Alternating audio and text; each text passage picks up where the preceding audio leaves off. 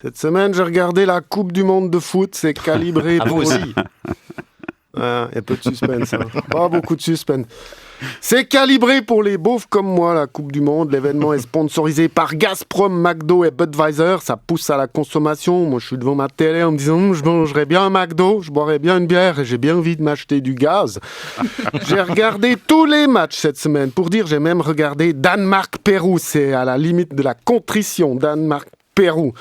Puis alors ma nana, comme elle est gentille, elle essaye de s'intéresser pour créer des liens. Elle me demande t'es pour qui? Puis je lui dis bien écoute, ma sœur, elle a un collègue d'origine danoise, mais une fois j'ai reçu une carte postale d'un copain qui était au Pérou.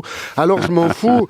Idéalement, s'il pouvait perdre les deux, ça m'arrangerait. Je regarde tous les matchs, si, Suède, Corée, un jour de semaine à 14h avec des bières, ça en dit long sur ma vie. Il y a quoi cet après-midi? Suède, Corée.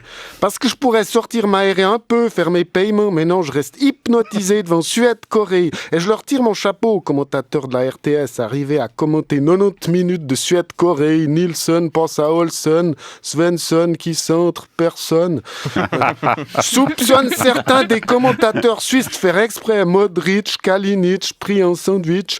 Parce que la RTS a mobilisé la fine équipe sur le plateau à Genève pour nous faire vivre cet événement. Puis ce qui est bien, c'est que comme ils prennent l'antenne 30 minutes avant le coup d'envoi des matchs, il faut remplir, il faut trouver des choses à dire en préambule de Danemark-Pérou.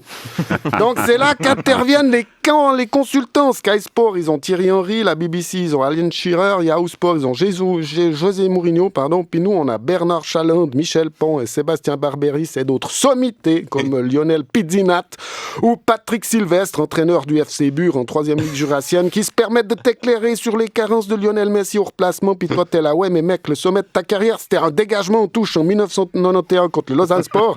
Alors je suis pas certain que tu sois en position de disserter avec brio sur les choix tactiques de Didier Deschamps. C'est un peu comme si on demande à Richard Klederman comment doivent jouer Rachmaninoff et Chopin, je veux dire.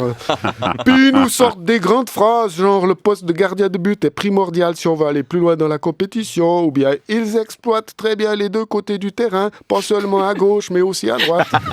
Stéphane Anchaud, c'est mon préféré, il a le nez bouché comme moi. Ah, lui, c'est mon préféré quand Massimo Lorenzi le place dans les meilleures conditions, lui, il fait une passe décisive en lui demandant si le match contre la Serbie sera différent que le match contre le Brésil, ce qui permet à Anchaud de concrétiser cette offrande en nous gratifiant parce que c'est clair qu'on est bien d'accord que la Serbie, c'est pas le même adversaire que le Brésil. Tant que l'arbitre n'a pas sifflé la fin, le match n'est pas terminé. Un quart d'heure avant sa mort, la palisse était toujours en vie. Ce qui est important, c'est de garder les skis bien à plat sur la neige. Bien entendu, j'ai vibré avec les matchs de la Nati. Formidable cette année. On est fort. Et puis là, vendredi soir, Shaqiri. Ça a fait une polémique parce qu'il semblerait que Shaqiri il a fait un geste, genre une quenelle, j'ai rien compris. Et évidemment, quelques esprits chagrins ont réussi à critiquer l'équipe en disant « Ouais, les joueurs, c'est pas vraiment des Suisses, c'est plus comme avant. » C'est vrai, avant, on avait Kubilay Tourkilmaz et Nestor Soubiat. Non, mais avant, on avait Umberto Barberis et Tranquillo Barnetta et Eugène Valacek en 1938.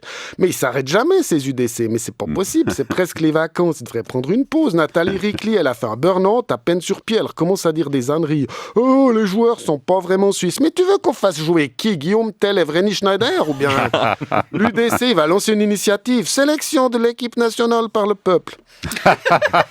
Ah, mais nos bons joueurs, ils sont issus de l'immigration. Puis alors, les autres équipes, ils se gênent peut-être. Les Allemands, ils ont 2 noirs dans l'équipe. Les Anglais, ils ont 2 noirs dans l'équipe. Les Français, ils ont 2 blancs dans l'équipe. Alors, ça suffit. Bon, c'est pour tout ça, faut que je rentre chez moi parce que tout à l'heure, il y a Japon-Sénégal. Et je suis tendu, mais je suis tendu.